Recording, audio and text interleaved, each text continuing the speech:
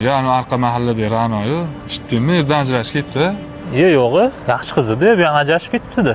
Ilintirib olaymi ekan, kakirasi hozir zerikib yuribman. Bir gapirib ko'raychi. Yaxshi qiz, qalaysiz? Kech bo'lganda qayerdan kelyapsiz? Telefonlashamiz. To'xtang, qayerga ketyapsiz? Shoshilib. Bizdan qolmasangizchi? Ha, nima bo'ldi? Ilintirib olaman, hozir o'zicha noz qilyapti. Kecha yomon bo'ldi. Ana arqa mahallada Ra'no bor-ku, yerdan ajrab zo'rg'a turgan ekan. Kvartiraga olib bordim. Ertalabgacha qolib ketdi. Yo'q. Shunchalik darajaga bordim u. Tinchlikmi? Nima dedingiz? Telefonda tushunmadim. Men sizni yaxshi qiz deb yurgandim. Farzandlarimga yaxshi ona bo'ladi deb niyat qilib yurgandim. Sovchi qo'yaman deb. Do'stim Tillo bilan nima qilib yursiz? Kvartira. Nima? Kim aytdi? Tilloni o'zi aytdi.